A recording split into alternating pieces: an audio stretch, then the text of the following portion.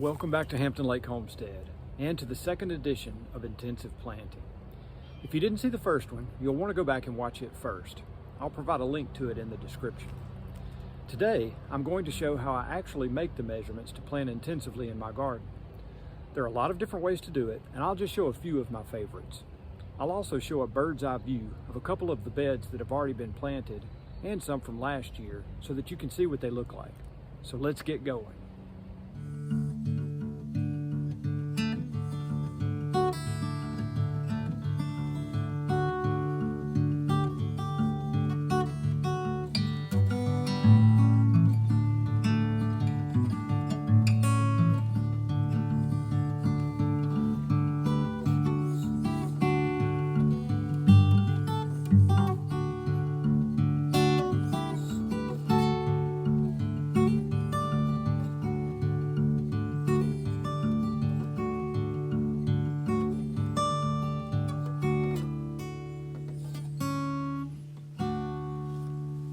We will start with another empty growing bed as shown. Today I will be planting corn that is 12 inches apart. To plant seeds or transplants, I start by placing stakes, usually rebar or cane, into the four corners of the bed. Then I measure from one edge 10 to 12 inches to start planting. Today I will measure over 10.5 inches and place a stake in the ground. Then I do the same thing on the opposite end. From this step forward, there are at least two ways to do the next step, and I'll start with the one where the planting is done by hand, which is more precise but slower, but it is my preferred method. For this method, I've moved my measuring tape from the end of the bed and run it between the two stakes that I just put into the bed. Then, at every 1 foot mark on the measuring tape, I plant a seed. So a seed goes into the ground at the 1 foot mark, the 2 foot mark, 3 foot mark, and so on, until I come to the end of the bed.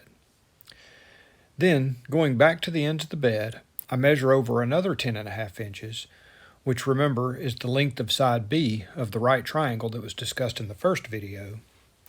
I place stakes at both ends of the bed and stretch my measuring tape again. This time, I plant at half the distance from the first row marks, which is at each 6-inch mark. So I plant at 6 inches, 1 foot 6 inches, 2 foot 6 inches, and so on.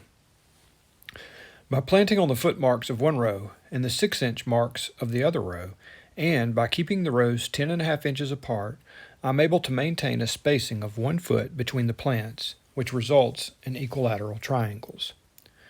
Planting this way is slow going for the initial planting, but it looks better when finished, and is almost perfectly symmetric.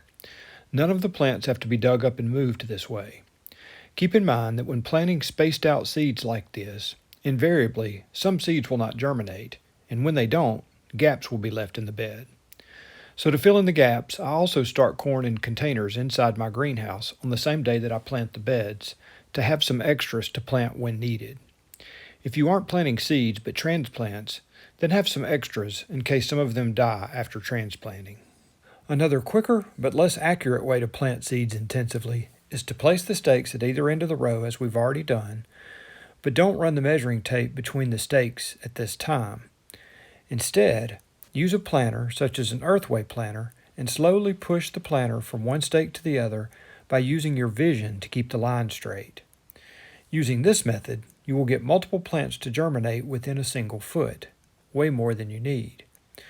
So after the plants have come up, that is when you stretch the measuring tape and then thin the plants to each approximate 1 foot mark on the first row, and then moving over to the next row, thin to each 6-inch mark. This method makes for much quicker and easier initial planting, but is less accurate. Sometimes there is no plant anywhere near the mark where I want it, so I have to dig one up and move it to where it should be, which ends up being more difficult and time-consuming later, rather than at the initial planting. I'm currently working on another video series called The Three Sisters.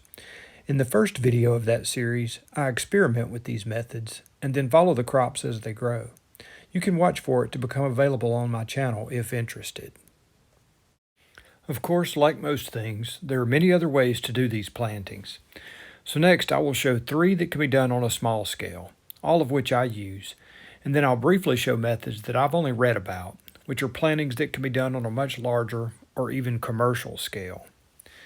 The first is to make measurements on a piece of cardboard or a piece of plywood and cut it out. By laying the cardboard down in the planting area, the seeds are planted at each point of the triangle. These are great for container plantings. Another, even simpler method is to use a pre-measured measuring tape or stick and simply move the stick as shown to determine where plants should go. And of course, you can always just eyeball it and plant at approximate intervals, which I'll do frequently, especially when I'm in a hurry. For larger scale use, a dibbler, which can be constructed at home or purchased, can also be used. I know of two types. One that is just a flat sheet of plywood with dibbles placed in it that can be pressed down onto the bed and holes are left where each plant should go. There are also rolling ones that can be used, where holes are left as the dibbler is pushed down a row. These photos of the rolling dibbler were obtained from the Prepper Journal and the Thousand Flower Farm. There are many other examples, and in John Jevons' book, How to Grow More Vegetables, he gives instructions on how to build your own flatboard or rolling dibbler. So hopefully this video series has inspired you to try the intensive planting method, even if it's just one bed. Since starting to use it myself, it has quickly become my preferred method, both for the practical reasons that I've mentioned, but also for the aesthetic appeal that it provides. Now, after watching all of this, you may think that it's a lot of extra work to plant this way when all you really have to do is till up the soil, add some fertilizer, make some rows, and just run your planter down them and be done. And you'd be right, it is a lot of extra work now. But what you have to consider is the entire growing season. Right now, while it's spring and it's cool and relatively low humidity, and while I've still got spring fever and want to be out here even more than usual, I don't mind spending extra time doing slower and more meticulous work. But once this is done and the Louisiana heat and humidity crank back up, my beds will be far more self-reliant and won't need but a small fraction of the attention that would be required if I hadn't done all this work now. It's like the Oak Ridge boy said, it gets real hot down in Louisiana. So I want to do as much as I can now while it's still cool to keep my plants healthy during the stifling heat, and just as importantly, to keep me out of the stifling heat when I don't want to be in it. If you enjoyed the video, please remember to give it a thumbs up and consider subscribing to my channel. That's all for today. Thanks so much for watching.